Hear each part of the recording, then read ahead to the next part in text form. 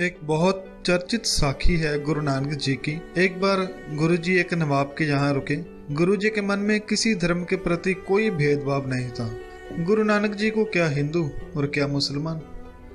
नवाब ने गुरु नानक से कहा, आप कहते हैं कि ना कोई हिंदू और ना कोई मुसलमान। यदि ये सच है तो आप हमारे साथ नमाज पढ़ने चलिए। आज शुक्रवार है, जुम्मा है, हम मस्जिद में जाएंगे। गुरुजी ने सुना, वह राजी हो गए, किंतु शर्त रखी, अगर तुम पढ़ोगे तो हम भी पढ़ेंगे। तो ये शर्त थी। पूरा गांव इकट्ठा हो गया। कुछ लोगों में तो शोर मच गया कि गुरु नानक तो अपना धर्म बदलने जा रहा है, किंतु गुरु नानक अपनी बात पर दृढ़ थे। नमाज पढ़ी गई।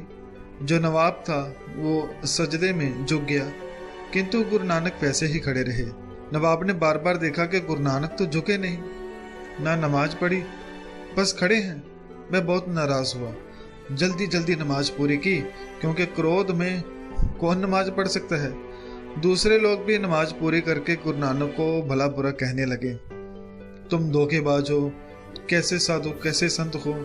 तुमने वचन किया था नमाज पढ़ने का, लेकिन पूरा नहीं किया। गुरु नानक जी ने कहा कि वचन दिया था, लेकिन मेरी शर्त आप भूल गए। मैंने कहा था कि अगर आप नमाज पढ़ेंगे तो मैं पढ़ूंगा। जब आपने ही नहीं पढ़ी तो मैं कैसे पढ़ूं? नवाब बोला, क्या कह रहे हो? होश में तो हो आप? इतने लोगों के साथ सब गवाह हैं कि हमने नमाज पढ़ी है। तो गुरु नानक जी ने उत्तर दिया, मैं इनकी गवाही नहीं मानता। मैं तो आपको देख रहा था, आपके भीतर क्या चल रहा है। आप तो काबुल में घोड़े खरीद रहे थे। नवाब थोड़ा हैरान हुआ। वह घोड़े ही तो खरीद रहा था। उसी दिन वह सुबह उसका बढ़िया घोड़ा मर गया था। वह उसी की पीड़ा में ग्रस्त था। वह यही सोच रहा था कि कैसे काबुल जाऊं और किस प्रकार बढ़िया घोड़ा खरीदूं। गुरु नानक जी ने फिर कहा, और ये तुम्हारा मौलवी जो नमाज पढ़वा रहा था, खेत में खड़ा हुआ अपनी फसल काट रहा था। मौलवी भी शर्मिंदा हुआ और उसने स्वीकार किया, बात तो सच है, फसल पक गई है, और उसी की चिंता मन पर सवार है। अब गुरु नानक जी बोले, अब तुम ही बताओ, जब तुमने नमाज ही नहीं पढ़ी तो मैं कैसे तुम्हारा साथ दूं? सो इस पर जो नवाब था बहुत शर्मिंदा हो। सो दोस्तों, गुरबानी में भी गुरु जी फरमाते हैं कि तीही कर रखे पंज कर साथी, नाओ शैतान मत कट जाए। हे नवाब, तू 30 रोजे गिन के रखता है, 5 नमाजों को साथी बनाता है, पर ये सब कुछ दिखाने के लिए करता है। नाम शैतान मत पड़ जाए, नाओ शैतान मत कट जाए। भाव के तू इसलिए नमाज कर रहा है कि तुझे कोई बुरा ना कहे, सब तुम्हें अच्छा अच्छा कहे, कोई तुम्हें शैतान ना कहे। तो इसलिए नमाज पढ़ रहा है, ताकि शायद इस तरीके से लोग तुझे अच्छा मुसलमान कहने लग जाएं। अगर नमाज पढ़नी है तो दिल और दिमाग उसी जगह होने चाहिए, और उसके साथ मन में प्रेम भी होना चाहिए। बिना प्रेम के कोई भी नमाज, कोई भी पूजा पाठ परवाह नहीं। दोस्तों, क्या ये सिर्फ नवाब के लिए ही संदेश था? नहीं, ये संदेश हर एक इंसान के लिए था, चाहे वो धार्मिक है या नहीं, और चाहे वो किसी भी धर्म में विश्वास रखता है। गुरु नानक जी का पैगाम तो सभी के लिए है। अगर आप कोई कार्य करते हैं तो उसे पूरी श्रद्धा से करें, पूरे मन से करें, ना कि अधूरे मन से, या फिर काम को इस तरह ना करें जैसे आपने इससे पीछा छुड़वाना है। देखा गया है कि कुछ लोग पूजा पाठ या स्कूल, घर या ऑफिस के काम करते हैं तो ऐसे करते हैं जैसे पीछा छुड़वा रहे हैं। गुरुजी फरमाते हैं कि बद्धा चट्टी जो भरे, ना गुण ना उपकार, सेती खुशी सवारिये, नानक कार्ज सार। अर्थात जो मनुष्य कोई काम बेमना होके अर्थात खुशी से ना करे तो उसका लाभ ना उसे खुद को होता है और ना किसी और को इसका कोई लाभ प्राप्त होता है। गुरुजी फरमाते हैं कि काम वही सफल समझा जाता है जो खुशी से किया जाए, जो मन लगाकर किया जाए।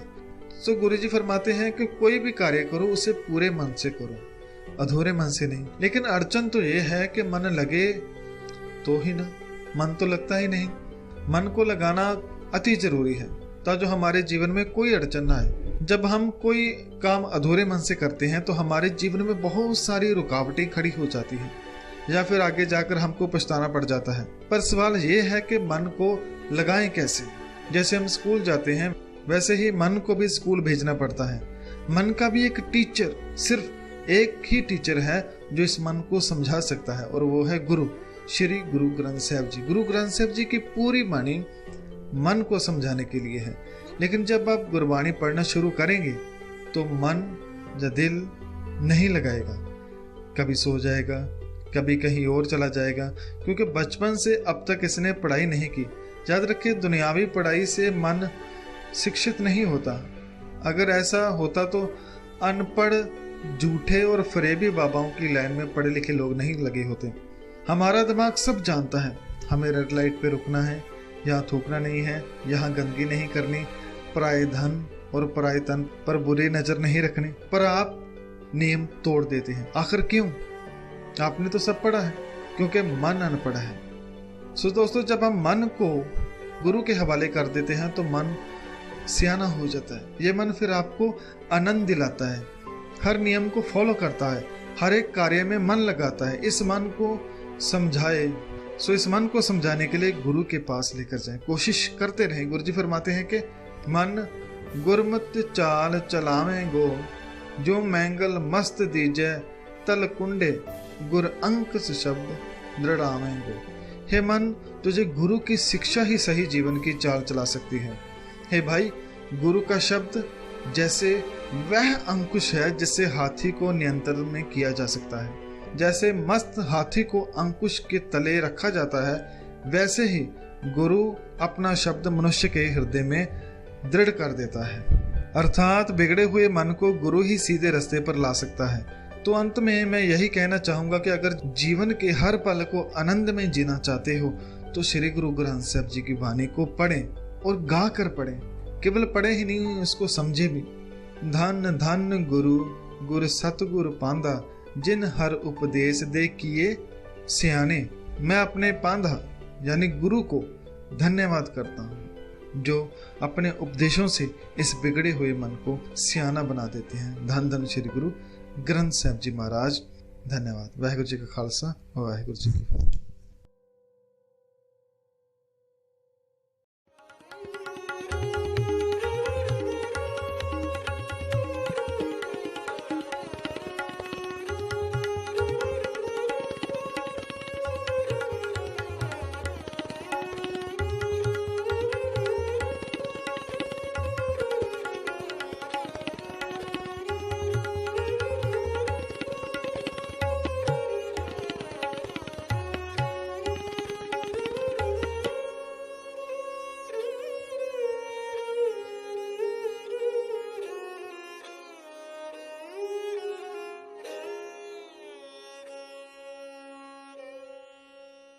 Hi friends, my name is Umar Singh. Today I am going to share a Sakhi with you. Let's begin. Babur was the first Mughal emperor of India. His son Humayun became the emperor in his place. After a few years, Humayun was defeated against Sher Shah Suri. He believed that the prayers of holy men were granted by God. He wanted to look for a holy man so that he became the emperor again. Some people told him your father met Guru Nanak at Aminabad. Then said Humayun, I too shall see him. He was told Guru Nanak is no more in the world. He chose Guru Angad to take his place after him. Guru Angad lived at Khajur near Taran. Humayun got ready to go to Khajur. He went to the Guru place on horseback. He waited sitting on the horse, but the Guru did not notice Humayun. He became angry and drew his sword. The Guru opened his eyes and said, your sword comes out to strike man of God, but it could do nothing against Sher Shah. Humayun felt ashamed and bowed before him and begged the Guru pardon. Guru replied, I shall pray for you, but you be a kind ruler. Humayun would to the Guru went away. After some time he got his throne back. Thank you. चारे पासे दिसण हनेरे ते चानण चढ़दा नहीं, घर दिल ते पाया दुखां ने, सुख घर विच बढ़दा नहीं। सुनिया तू है बख्शणहारा, सानू बख्श दियो, तेरे लड़ लग के तां बंदा डुब के हड़दा नहीं। दुख जिंदगी ते भारे, सब पासियां तो हारे, दुख जिंदगी ते भारे, सब पासियां तो हारे। दाता जी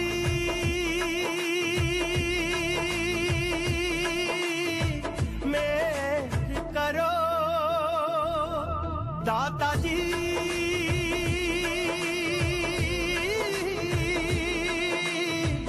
मेहर करो।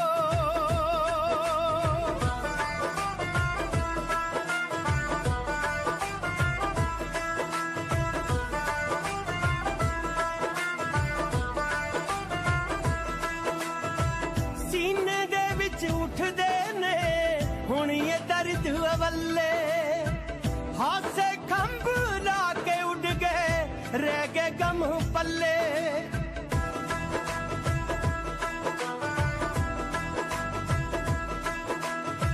सीने दे विच उठदे ने हुण ये दर्द अवल्ले, हासे खंभ ला के उड़ गए, रह गए गम पल्ले। कितों दे दो दर्श दीदारे दाता जी, मेहर करो दाता जी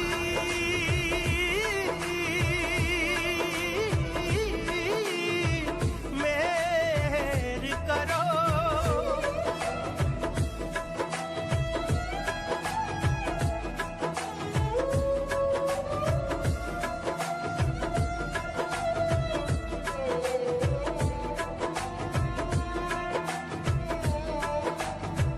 औकड़ां जड़ियां आउंदियां ने साडे राहां च, हुण कई हटकोरे आउंदे ने साडियां साहां च।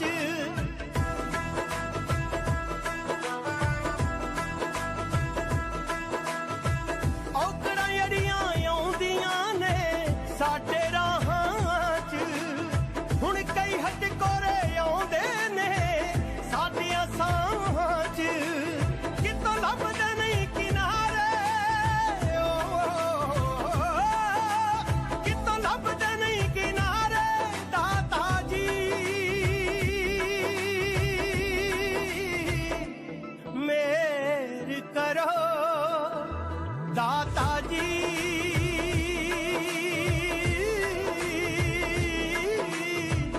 मेहर करो।